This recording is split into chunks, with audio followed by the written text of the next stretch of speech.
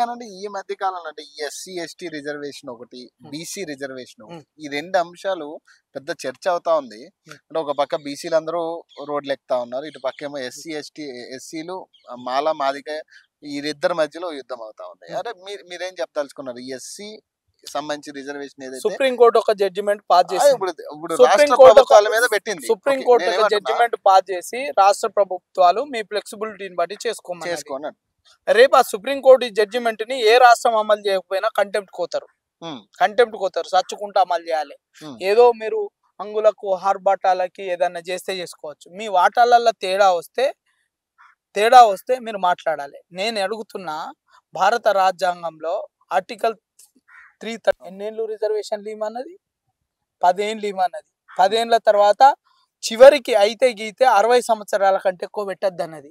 మరి 75 సంవత్సరాలు అవుతుంది కదా, తిన్నోడే ఎందుకు తింటుండు అని అడుగుతున్నా.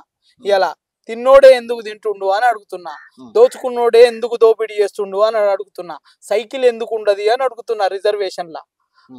రిజర్వేషన్ లో బిలో పావర్టీ లైన్ ఎందుకు క్రియేట్ చేస్తలేరు అని అడుగుతున్నా. ఇలా తిన్నోడే తినాలి, దోచుకున్నోడే దోచుకోవాలి, రాజకీయంలో రిజర్వేషన్ దొబ్బినోడే దొబ్బాలి, మా కుటుంబాలు మంచిగా ఉండాలి, మిగతా పేదోడుగానే ఉండాలి, మా కడుపు నిండాలి, పేదోడే ఉండాలి. ఇది కదా రాజకీయ నాయకుల ఉద్దేశము. ఎవరికి ఎఫెక్ట్ అవుతుందో వాడు ఫైట్ చేయాలి కదా. అవును. మరి మీరు కోట్లు గడిచిన వాళ్ళు ఎందుకు ఫైట్ చేస్తున్నారు? నేను అడుగుతున్నా, రిజర్వేషన్ లో సైకిల్ ఎందుకు కావదు అని అడుగుతున్నా. నేను స్లాబులు ట్యాక్స్ కట్టడానికి స్లాబులు డిసైడ్ అవుతాయి, మరి రిజర్వేషన్ లో స్లాబులు ఎందుకు డిసైడ్ కాదు? ఇప్పుడు నేనే ఒక విక్టిమ్ని, ఇప్పటి వరకు నాకు రిజర్వేషన్ ఫలాలు ఉపయోగపడలే.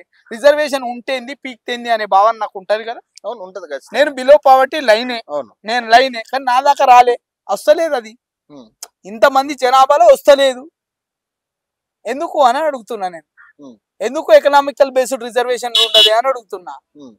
ఎకనామికల్ బేస్డ్ రిజర్వేషన్ ఎందుకు ఉండదు? ఉండాలి కదా ఎకనామికల్ బేస్డ్. అంటే అన్న ఇప్పుడు 59 కులాలు ఉన్నాయి దాదాపు. అంటే ఈ 59 కులాల్లో ఒక మాదిగ మాల ఇద్దరు కూడా, అంటే నువ్వంటే నువ్వు, లేదంటే నువ్వు ఎక్కువ తిన్నావంటే నువ్వు ఎక్కువ తిన్నావని, లేదంటే మేమేమో రిజర్వేషన్ ఆపుతామని మాలలు అంటా ఉంటే మాదిగలు అది చర్చ కాదు. ఏంటి అసలు? అంటే బేసిక్ గా అంటే ఒక అన్నదమ్ముల్లా కలిసి ఉండాల్సిన కులాల మధ్య ఈ చిచ్చు అనేది బేసిక్ గా లేపుతున్నారా, లేకపోతే ఏంటంటే పార్టీల పరంగా లేపుతా ఉన్నారా? అంత రాజకీయం రిజర్వేషన్ రాజకీయమే, వాడి బతుకు రాజకీయమే, బరువు రాజకీయమే, అన్ని రాజకీయమే. రాజకీయం లేకపోతే కూకుండా పెట్టి సెటిల్మెంట్ చేయొచ్చు కదా.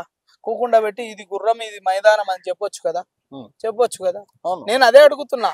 రిజర్వేషన్లు 60 సంవత్సరాల కంటే మించి ఉండద్దు అని భారత రాజ్యాంగం చెప్తుంది. ఆర్టికల్ 334 చెప్తుంది. మరి ఎందుకు ఇంకా కొనసాగుతుంది అంటే ఇంకా వెనుకబాటు నుంచి ముంగట పడలేదు అని అంటున్నాం. మరి వెనుకబాటు నుంచి ముంగట పడాలంటే ఏం చేయాలి? ఒక ఎకనామిక్ బేస్ క్రియేట్ చేయాలి. ఫస్ట్ ఎవడైతే బిలో పావర్టీ లైన్ లో ఉంటాడో వానికి ముందు పూర్కి ఫస్ట్ ప్రయారిటీ ఇవ్వాలి కదా. పూర్కి ఫస్ట్ ప్రయారిటీ ఇవ్వాలి. మరి ఏం చేస్తున్నాం మనము? నీ భవంతిలో ఉన్న నీకు గదే రిజర్వేషన్, నీ భవంతి పక్కకున్న గుడిసెకు గదే రిజర్వేషన్. ఏం కులమానం ఇది? ఆ కులమానమే తప్పు. అన్ని ఎత్తిపాడేసి కులం ప్రాతిపదికన రిజర్వేషన్లు ఎత్తిపాడేసి ఎకనామికల్ బేస్డ్ రిజర్వేషన్ ఇచ్చినాడు. బిలో పవర్టీ లైన్ ని క్రియేట్ చేసినాడు, దాన్ని సైకిల్ చేసినాడు. రిజర్వేషన్ల ఫలాలు ప్రతి ఒక్కరికి అందుతాయి. ప్రతి ఒక్కడు ఆర్థికంగా ముందుకెళ్ళడానికి అవకాశం ఉంటది. వివక్షతకి కేసులు ఉంటాయి, వెనకబాటికి ఉద్దీపనలు ఉంటాయి. ఆ మాత్రం బుర్ర లేదు. ఏం చేస్తాం మనం? ఇంకా మారుతున్న కాలమాన పరిస్థితులకు అనుగుణంగా సైకిల్ ఎందుకు చేస్తలేవు? ఒకసారి రిజర్వేషన్ ని తీసుకున్నావు, ఇంకో ప్లేస్ కి ఇంకో స్లాబ్ కి ఎందుకు మార్చలేకపోతున్నావు? అది మార్చనంత వరకు ఇది ఇట్లనే ఉంటుంది. ఒకటన్నా అంటే ఈ రిజర్వేషన్ వల్ల ఒరిగేదేమైనా ఉందంటే జనాలకి ఏమన్నా రిజర్వేషన్లు వచ్చి నిజంగా వీళ్ళు అనుకున్నట్టు తిన్నోనికి తిన్నంత, ఉన్నోనికి ఉన్నంత. అంటే ఉద్యోగ రీత్యా తేడా ఉండదు. అంటే ఉద్యోగాలు ఇచ్చే దాంట్లో గానీ ఇక 10,000 ఉద్యోగాలు వచ్చే చోట 15,000 రావడం తప్పితే 5-10 విషయాల్లో తప్పితే ఇంకంత మించి ఉండదా? లీస్ట్ ఏదో అంటారు కదా, ఇంత ఐస్ ముక్క ఇంత చేతిలో పెడితే చివరి వరకు వచ్చేటట్టు ఒక చుక్క వస్తుంది కదా. ఆ చుక్క వచ్చింది అని ఆశతోటి ఉన్నాడు. రిజర్వేషన్ వల్ల అరే కనీసం ఆ చుక్కనన్న వచ్చిందనే సంతృప్తి ఉంది. ఆ సంతృప్తి కొరకే తప్ప ఇక్కడ ఐస్ గడ్డని మింగటోడు మింగుతుండు, ఆడు మింగేటోడే ఆడు మింగటోడు మింగుతుండు. అది గమనించాలి. ఈ క్రిమి లేయర్ అనేది దిగట్లేదు కదా ఇప్పుడు ఉప్పిడికి కూడా ఆ క్రిమి లేయర్ అట్లనే ఉంది కదా. నేను అదే అంటున్నా, క్రిమ్ లేయర్ అనేది ఓన్లీ బీసీ కులాలలో ఉంది. అది క్రిమ్ లేయర్ పెట్టడానికి 2 లక్షలు ఏమో ఉండే క్రిమ్ లేయర్ పెట్టినాటికి. ఇప్పుడు 8 లక్షలు పెట్టిండ్రు. 8 లక్షలు ఎంత సాలరీ తీసుకునేటోనికి అప్లికేబుల్ అయితే తెలుసా?